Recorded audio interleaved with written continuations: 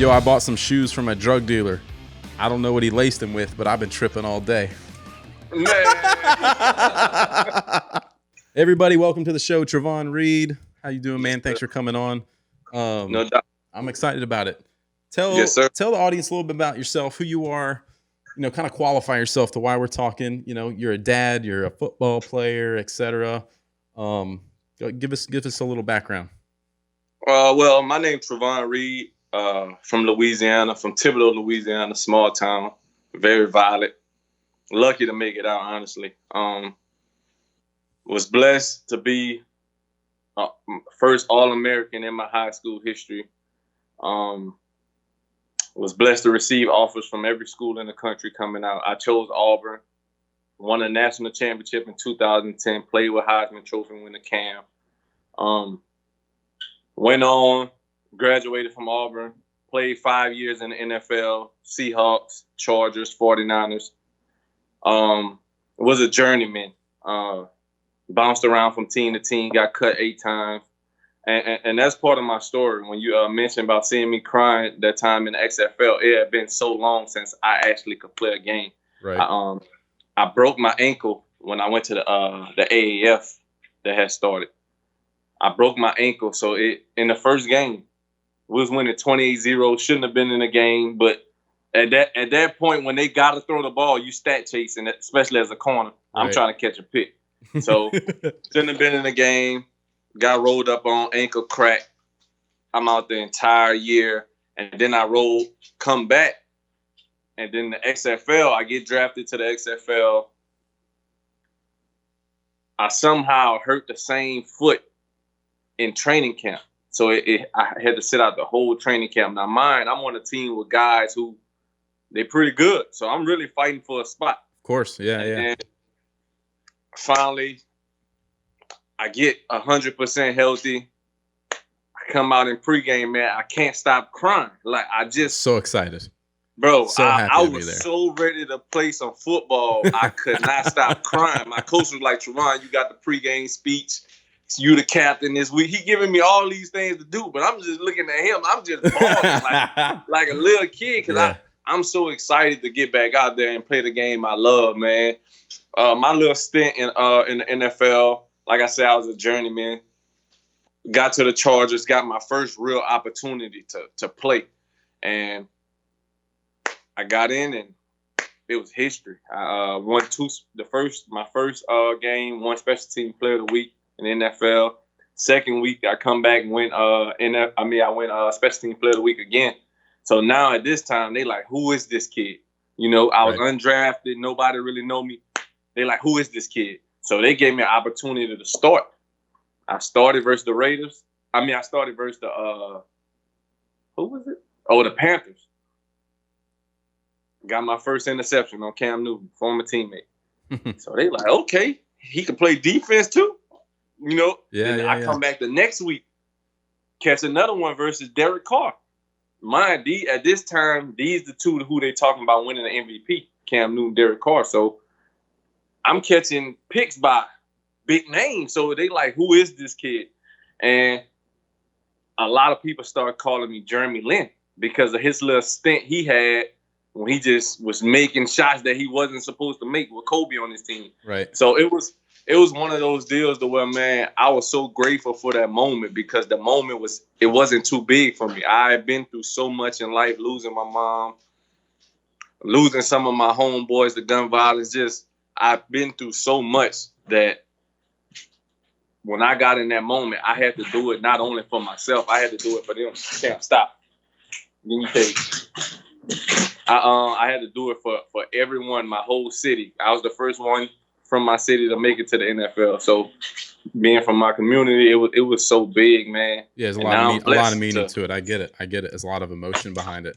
Yes, sir. That's super cool, man. And I'm really proud of you. Appreciate it.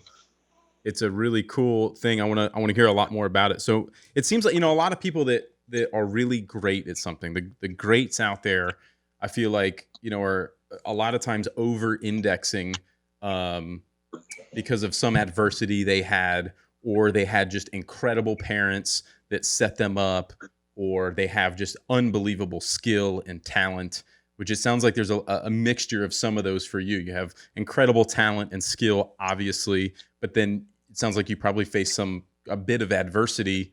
And I'd be curious to know, like you said, you came from a really bad, town, a lot of violence, and you shouldn't have made it out. What was growing up like for you? When did your mom die? Like, how did that affect you, et cetera? Growing up, I can't. I'm not gonna sit up here and be like, oh man, I was ducking gunshots every day. I'll be lying to you. I'll be lying to you. Yeah. But I did have homeboys who was doing that. Right. And I hung with those guys every day, so my life was always on the line because I didn't never know who they was beefing with. I wasn't beefing with no one. Like, you were just associated with them. The guy who I played sports. I never turned down the fight. I had to fight, but I never was a guy to pull out a pistol and want to shoot somebody. So, but my homeboys did. So anytime somebody from the opposition approach us, I'm not gonna run. I gotta stand here with my homeboys. So I risked my life a few times just being down for my boys. Mm-hmm. So growing up, I'm not gonna say it was too hard, but I did take chances. And when my mom, I never really had a dad. So my mom was my mom and my dad. So she always used to prep me for situations. Like, what if I'm not here? What you gonna do? I'm like, I'm gonna find a way. She like, yeah, like she just preaching to me. Like, it's like she was preparing to leave without preparing to leave, if that makes sense. And when she left, man, I had to become a man instantly. Like, how old were you? When I lost my mom, I ain't gonna lie, I didn't at the point, I didn't believe in God. Because when I found out Santa Claus was fake, bro, I thought everything was fake. When I found out the Easter money was fake, when I found out the Tooth Fairy and all them were fake, it was like, how I'm gonna believe in something I can't see? Yeah. And it took for another tragic accident to happen for me to start believing in God. Mm-hmm. And from that day on, like, my faith, I'm not gonna sit up here and act like I'm just all about the Bible, all about, Yeah. I do sin. I'm not perfect, but I know who I look up to. For sure. I know who I pray to. I know who covered me and my family. So when my mom passed, it was a dark moment because she was all I had. Yeah. Like, you got any brothers or sisters? I got an older sister. I'm the youngest. I got an older sisters and 3 older brothers. Got it. And they all had their families. They always there for me. I'm not gonna act like they wasn't there, but ain't nothing like your mom being there. Sure. And like, they gotta take care of their kids. How old were you when your mom passed? I was 17. Oh yeah, I was 17. I was a junior in high school. You had to you had to put your big boy pants on and had to become. And a at man. the time when my mom passed, I was staying in my mom's old house. At the time, I didn't have no lights, no water. I couldn't pay the bills. You know what I'm saying? Yeah. I was in high school at the time, though. I'm the number 1 player in the state, number 6 player in the country. But no one at my school knows that I'm living. You're going through that. Like, I'm living. Coaches, nobody. Coaches didn't know nothing. Nobody. I made it to where I used to wash my clothes sometimes in the field house. Like, I used to sneak and act like I'm washing the jerseys or something for Yeah. And throw my school clothes in there. You know what I'm saying? So I don't be stank the next day. Right. But I'm not gonna say I don't have the worst story, but I don't have the best either. Like, I can't sit up here and say, man, I had this growing up. I had everything I need. I didn't. But I had enough. And my mom made a way. And she just always taught me how to make a way. So that's what I did, man. Like, I used to get extra lunch. The lunch lady knew my mom passed. She never asked me about it because I always was with my boys. She never asked me, like, how you eating when you get home. Yeah. But I used to always peep how she used to, like, throw me an extra meat pie on my plate. You know, like, that wasn't because I was the number 1 player in the state. She knew. She's just like, hey, I got you. Yeah, like, her conscience knew, like, I got you. So, man, it was rough, man. It was rough. It was a dark, very dark moment, but somehow God lifted me out of that. Yeah. That's crazy. Like you say, it's not the worst story. And it's probably not the worst story, but that's rough, man. Like, in the fact for you to go from that to where you are now and being, NFL player and all these things. Like you've, in a lot of people's eyes, you've made it, right? Right. So it's pretty awesome. And it sounds like your mom was incredible, that she Yes. she tried to set you up to be a man, to take care of yourself, and all that kind of stuff. So that's really cool. There's a lot of our story, and our brand's message is like getting dads more involved. And there's a lot of people who we've talked to who have overcome a lot of adversity and over index now as a parent because they had poor childhoods, no dad around, or a really poor father, or whatever the case is. So it's really, I'll be curious to hear, if kind of from your point of view, how you navigate life, and now as a parent, as a new dad, right? Like how that mind shift is for you of parenting as a father when you didn't have a father. Like, and what was the deal with your father? He just wasn't around. He was never part of your life. Yeah, he was just absent. Like, Yeah. he was, and when he tried, I felt like I was a man. When I should have, honestly, and it's probably the first time I ever even said this. To a degree, I was wrong, because I felt as if when my mom passed, you should have automatically been there for your son. But it took you months to come. And by the time you came, I felt like I was too strong to even like cry on your shoulder. So I kind of like pushed him away. So I blame myself for that. But well, at that point, at that moment in time, but you didn't have a close enough connection with him to feel comfortable enough doing that. You weren't allowing yourself to open up to him because you already had your guard up, because you probably, I imagine, had some sort of wall up against him anyways, maybe a little resentment. I don't know. I'm just kind of guessing or speculating, but yeah, that's so. Have you realized that recently, now that you're a father, that you feel like a little bit of responsibility, or is that something you've known and just kind of kept to yourself for a long time? I always knew, like, I always knew I was going to be a great parent just because of how my mom raised me. Mm-hmm. Like, I was so, to this day, I'm so respectful. Like, I respect everyone around me until if it got to get to that level to where disrespect got to be displayed, that's the only way I'm going to get disrespectful. But until then, like, man, I respect everyone around me. Everyone is yes, sir, no, sir, yes, ma'am, no, ma'am. I don't care the age difference. I don't care. Like, that's just how she raised me. So I always knew when like, to this day, I never smoked.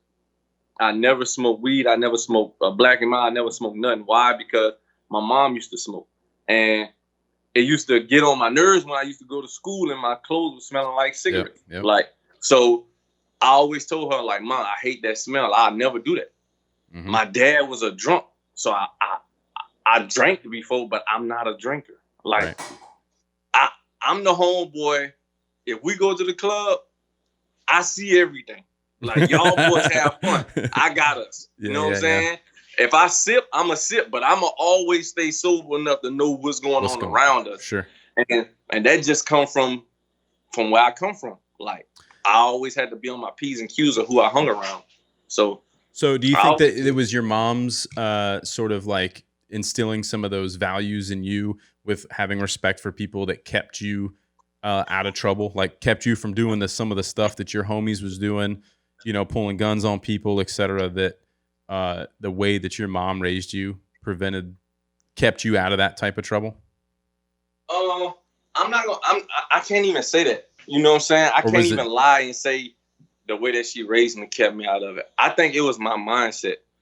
It was my mindset. I always want to be different. You know what I'm saying? And it got to a point where you would get, you know how you got the guys in the class. You got the guys who just come to school because they forced to come to school. But you got the guys at school who don't want to let you cheat off their paper. They covering it up. They got them guys, and you look at them guys like they weird. You know what I'm saying? Right. Like, bro, like, pull your pants down a little bit. You got your pants to your belly, but you weird. It got to a point where I thought that was cool. I wanted to be weird. You know what I'm saying? I wanted to be that guy to my family. You know what I'm saying? I wanted to be the weird guy. I wanted to be the guy to say, you know what, man, I'm gonna make it in football. I know nobody in this city never made it. Right. So my chances is real slim. I'm gonna be the guy to make it. So everybody, when I say it, everybody was looking at me like I was walking with four heads. And then it happened. Now they, like Do you do they you, love do me. you feel like you get to look back and be like, I told you so? I used to do that. I was immature because I went overboard with it. I was Right. doing it too much. And I even wanted to do that to my college coach. You know what I'm saying? My receiver coach, because I remember, long story, but I'll make it short. We was writing on our goals of where we wanted to, when we first got there, what we want to do. So I put my goals down. I was immature. I was like, this in 2009. I'm like, man, I want an avalanche. You know what I'm saying? That's when avalanches was how I want an avalanche. I want a big crib. I'm just putting down a whole bunch of stuff I never had. I remember him looking at my paper like, man, you got too much stuff on here. How you gonna get that? And I'm looking like, bro, you supposed to be my coach. You supposed to be motivating me to go get this stuff. Yeah. You know what I'm saying? So, but he didn't. And I remember at one point, I ain't gonna say I prayed on it, but I used to be like, man, I gotta make it just so I can shit on these people. Excuse my language, just so I could, Yeah. So I'm saying to myself, when I did make it, okay, I shitted on them. Now what? Then it got old. You know what I'm saying? It's like, yeah, that's not what I'm on no more. And everything now has just been positive, been uplifting. I was in a very dark moment when I was trying to shit on people. Because even though I had made it, I didn't enjoy it because I was too busy being strong. Like, I was too busy holding myself together. Still, this baby girl right here is the only reason why I'm happy today. Like, right. NFL didn't make me happy. I was missing half of my heart with my mom, and she filled the other half. You know what I'm saying? Right. Like, the NFL was a dream. I did it. You know what I'm saying? But this girl right here is the reason why this guy is happy. That's it. Hey, well, and it's funny too, because when I said, some people would look at your story and say you made it, and I think you probably for yourself you did. Like, your goal was to do the NFL. You made it, you got it there. But it's kind of like it's always the next, like, now what? Okay, cool. And a lot of times for people, like, the getting to the thing, getting to the goal is the fun part. But like, once you hit it, you're like, damn, now what? Like, like you said, you're a journeyman. Like, you want to bounce around, you want to find the next thing. Like, all right, check that off the list next. I'm a lot like that too. It's like, I don't really have any specific goals. I want to continue to do more. I don't know more of what. It doesn't matter. Like, I want to do something fun and exciting that's fulfilling. For me, it's not really about the money or any of that kind of stuff. Like, the money's great when you can make money because it affords you the ability to have fun. But that's what it's about for me. It's about fun and the adventure and the climb and the building and getting there. Yes, sir. Because once you're there, you're just like, okay, I'm here. Like, now what? Amen. It's interesting. It's like it's funny. People don't get it. People that haven't gotten to a certain point or to what they're trying to achieve yet, they even if you break it down to the bare, like, oh, if I just had 10,000 subscribers, I'd be happy. And then you get 10,000 subscribers, and you're like, now what? You're like, it's the same. Like, nothing changed. So people always think that, the grass is greener on the other side, right? And it ain't. You got to find what really truly makes you happy, which is hard to do, and it's always a journey, I think. And I think it's a moving target. For a lot of people, it's a moving target for sure. I agree, 100%. It's interesting that you say that about your coaches. So it sounds to me like you always had your eye on the prize in a way, and like, I'm going to get out of this town. I'm going to get to the NFL. Like, you're not going to hold me back. So kind of going back to that, started to formulate in my head, thinking out loud here while you were saying that it wasn't your mom that kept you out of trouble. It was that you had this idea that you were going to be successful and do something, and you were going to be different, and you liked it, that it was weird, and you were going to kind of make your own path. Do you think that and that you didn't want anything to screw that up for you, and you thought, did you think that, like, I can't get in trouble with these boys. They're just going to screw up what I'm trying to do. Yeah, no doubt. That was it. When it came to a point to where they knew that, I couldn't even hang around my guys no more, you know. And all my friends wasn't like that though, you know. I had my guys who was like that. I had my guys who was into sports like me, and it was me, my guy Trovon Coleman. Now he's been playing professional basketball overseas. He went to LSU. He been playing professional basketball for 7 years overseas. I got my guy Dylan. He's he graduated from Jackson State at HBCU. Now he's a big owner of some company in Dallas. I can't remember the name. So I had my guys who was my day ones, who was on the opposite side with me. Like, we're going to do this, you know. But I also had my friends who got a hood mentality, you know, which I can't knock them for that because that's all they know. That's all they seen. Like, they don't know what outside of Louisiana look like. They'll go to Houston. That's basically Louisiana, you know. So they don't know. They haven't been to California. They haven't seen Seattle, Washington like I did. No knock for them because without the NFL, I probably wouldn't have seen them places. Right. You know, so I always remind my guys, even them, like, it's more. There's more to it. Yeah. Yeah, it's more to what you're doing. Like, if you call this hustling, it's definitely more. You know what I'm saying? Yeah, like you watch movies, you know it's more. So why are you risking your life for this? Yeah. You know, when you could get a good job. And it's a conversation where sometimes it end in fights, sometimes it end in not talking to each other for months. But I feel like as long as you put that energy, as long as you put that positive energy in their ear, before they make a dumb mistake, you at least flash in their face before they make it. They can either say, man, I ain't worried about what he talking about. Oh, man, I ain't going to do that because Reed told me not to do that. Right. You know, my peace with God knowing at least I told him. At least I set him down because I have some of my guys who, when I wasn't on the right track, I had some guys tell me, like, bro, you need to tighten up. I'm forever grateful for that. Even though at the moment, I'm like, man, shut up. Like, you know, I got this, you know. Yeah. When I look back, I'm forever grateful for that because if I would have made one dumb decision, it's all it takes. It could change. It could have changed the complete course of how the outcome was for you completely. Facts. For sure. Did you have, like, some of those kinds of guys? Did you have, like, were those your homies? Were those, like, coaches? Those were other people in your life? Like, who were those kinds of people that were, like, trying to keep you straight? I had this guy named Sean Nelson. He like my dad. He basically is my dad. I call him Pops. Okay.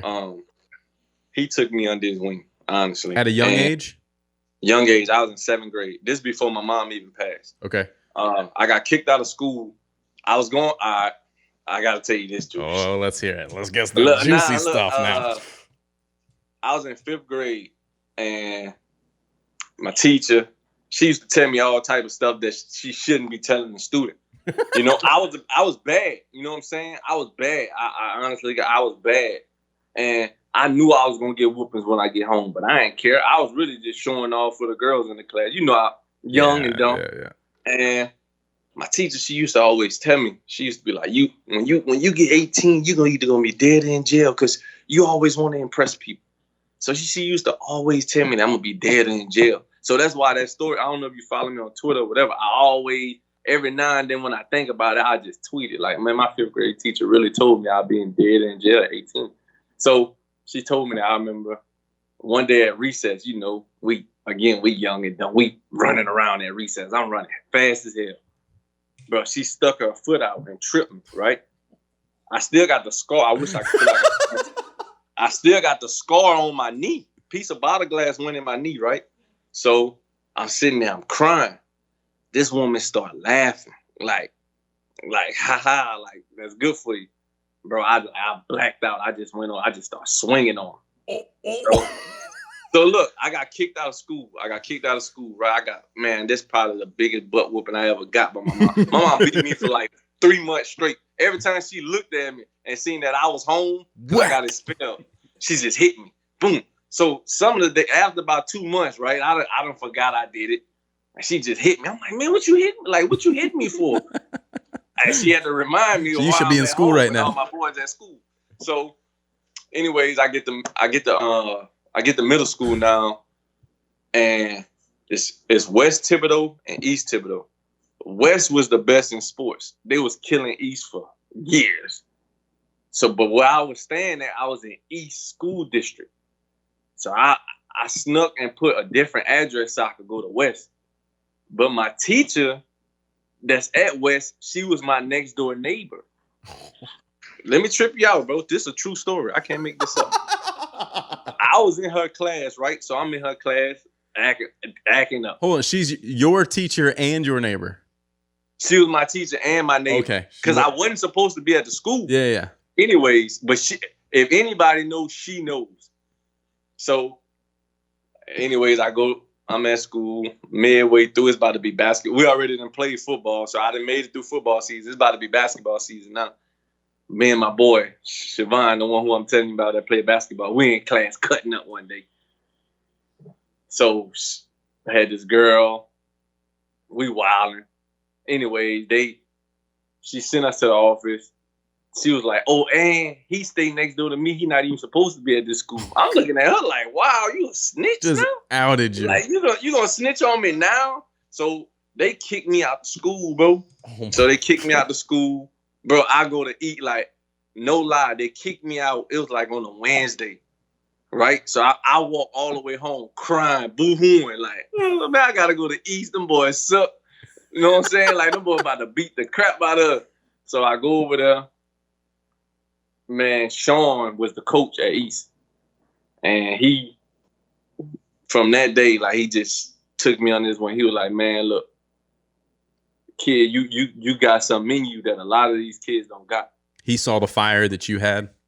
He saw it. And he saw it before I could even see it. Mm-hmm. So, like, when he never take credit for it, but I always give him credit for it because he saw me playing on a next level before. In 7th grade, he was talking about college and NFL, and I'm like, bro, nobody from around here did. You know, like, what are you talking about? So, man, he's a major part of my life. Like, he's a major part of my story.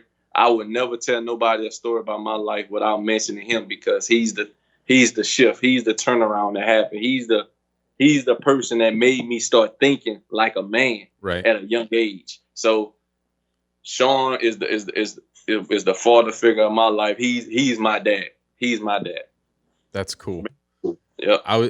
So you've always had this like fire for sports.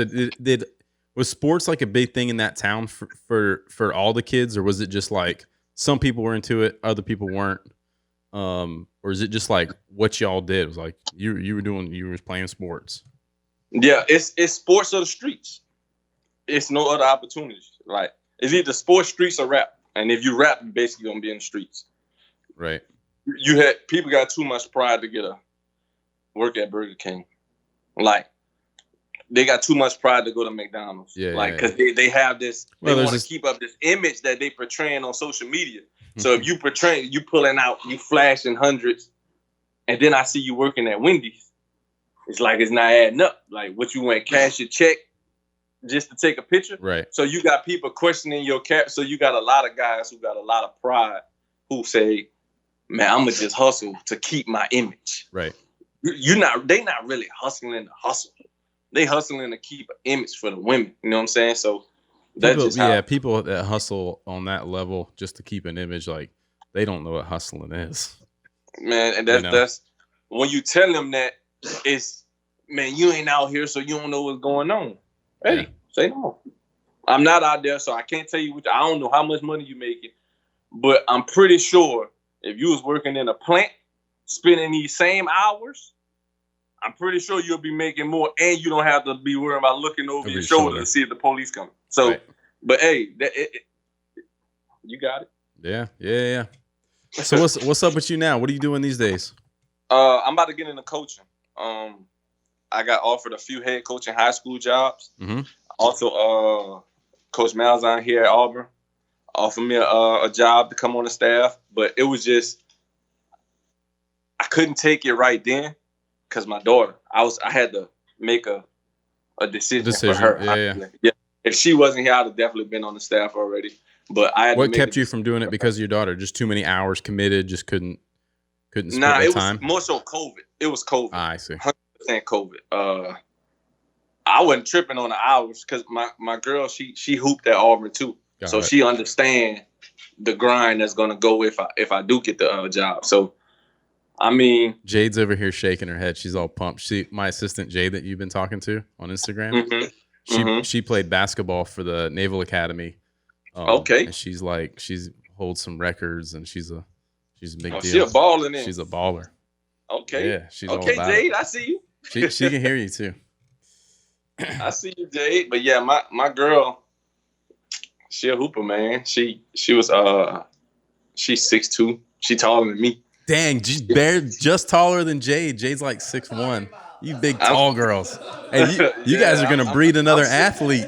I'm 6 feet. I always make sure I got on my shoes next to her. I can't let a little boy me, man. I can't let a little boy. That's my pride right there. That's funny. That's funny. Man. She averaged 16 a game senior year before tearing her ACL. These damn injuries, man. Injuries that get you. Yeah, without a doubt. That's the worst thing in sports right now. That's the worst thing in life. The worst thing in life is a damn injury, especially when you start getting a little older. You're a little younger than me. You're how old are you? 30? I'm 29. 29. Yes, sir. You probably feel 30 sometimes. You don't beat yourself up a little bit. Yeah, every now and then I feel 40. Man, my when shoulder. You start feeling them hits. My shoulder. I did something to my shoulder. I was like holding my daughter. I was playing in a lake or something, holding onto a dock, and I tore my rotator cuff or something stupid, and it's been a problem for probably 9 months now. And every time I go to the gym, I gotta be real careful, and I can't go to the. Now I'm just getting fatter and I'm sore and shit, man. This whole getting old thing sucks. Damn. I ain't gonna lie. When I was younger, and we used to hoop. When you're young, you can hoop all day. All I could play 50 day. games. Fall, and I used to see the matter. old heads, they come out there and get about 4 or 5 games in. I ain't used to be like, man, I ain't about to run with y'all young, but I used to be like, man, when I get old, I'm definitely not gonna be like that. Bro, I go to the court now. That's me. I got 4 or 5 games in me. Then I'm going home to my family. I'll let y'all. See ya. Yep. Yeah. And then, a few years ago, I thought it was gonna be cool. I like to ride my skateboard around. I have a couple of electric skateboards that I cruise around on. Hey, I fucked up, fell off, broke my knee, had a crazy surgery, so I'm all messed up now. I feel like I'm 50. This sucks. Yeah, you got a lot going on over there. Yeah. I ain't getting on no skateboard. Can't do it, my guy. Come on. What you can't? Is it because you can't skateboard, or you're afraid to fall? Man, falling. Because when you fall on a skateboard, you fall hard. Yeah. Hey, when the older you get, the harder you fall. Yeah, I'm cool. That's it. That's the game. Yeah, I'm cool on that. Dang, cool. So you taking a little break right now? You about to do some coaching? It sounds like. Yes, sir. You ever get any other endorsement deals or anything with based on just some of your past and experience or visibility that you've had or anything like that? You play around with some of that kind of stuff, on the business side of things. I'm interested in that kind of stuff. I haven't. I've been in contact with people. A lot of Under Armour, for example. Even after I was done, they were still talking to me about doing something because when I was in contract talk with them when I was playing, because that's who I was with. I was with Under Armour when I was playing, especially after I starting. They gave me this whole runaround. You got to do this, you got to do that for us to sign you. I did that so fast. They was like, wait, you got to do more. I did more, and then they gave me the deal. They kept moving the carrot out in front of you. Yeah, they kept pushing it. So I'm like, bro, I'm just gonna go with Adidas. Y'all tripping. But I had been wearing Under Armour at Auburn, and it was the clique for my feet.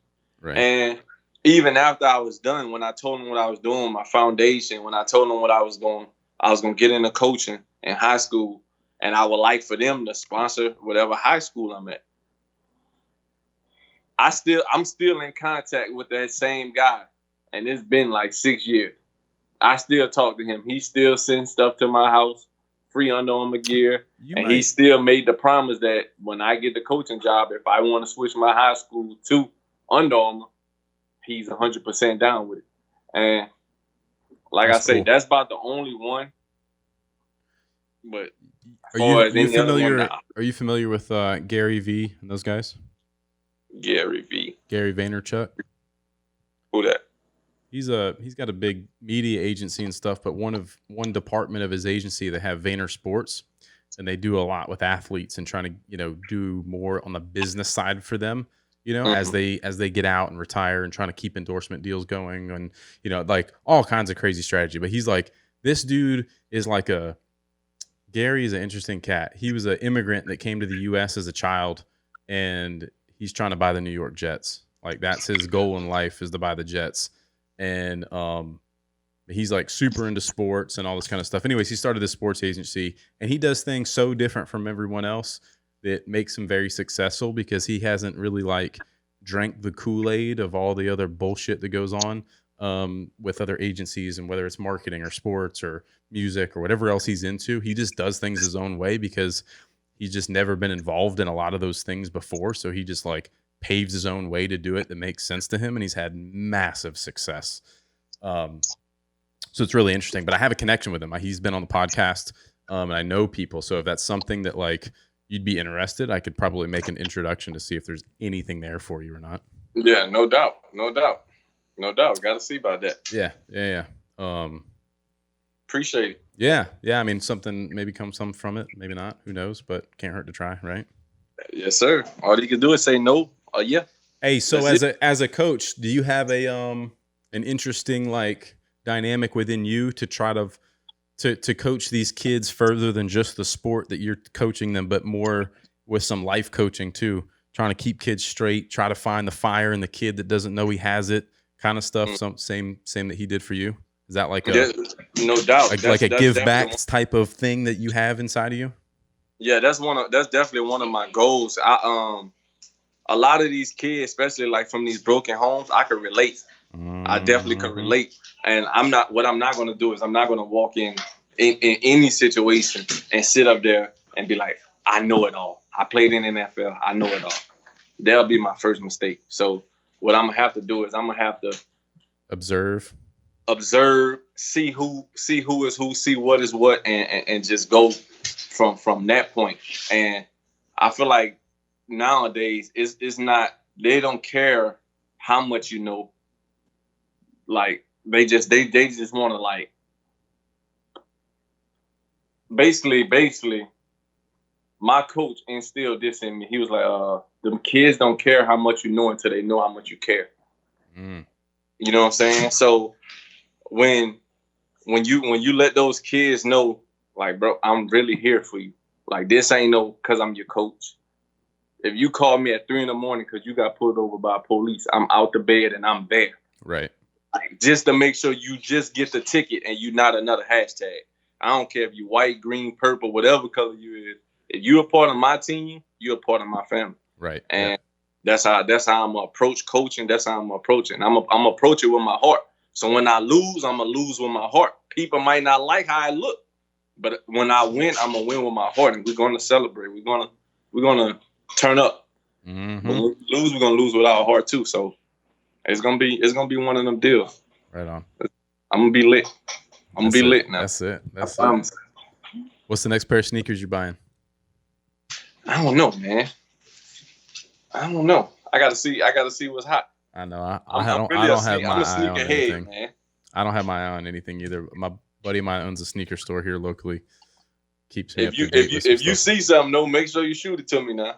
Hey, I'll tag you in some stuff. He's coming. We're having a cookout this weekend. He'll be at the house. I'll see if he always gets some early release stuff. He gets his hands on stuff. So, what size you wear? 10.5. Ah, my guy. All right. You're 10.5 too? Yeah, 10.5. Oh yeah, I'm coming shopping in your closet. No, you're not. Hey, what's I'm up, man? coming You to got the you got Space the Jam Adidas crib. hookup. You got the Adidas hookup. Hey, I'm coming shopping in the Space Jam crib, man. Got the Space Jam going on over there. Oh man. Hey, where can everybody find you? Where you want them to follow you at? At Trovon Reed on everything. Trovon Reed, Reed. On everything, on social media, Facebook, whatever you want. I'm there. YouTube.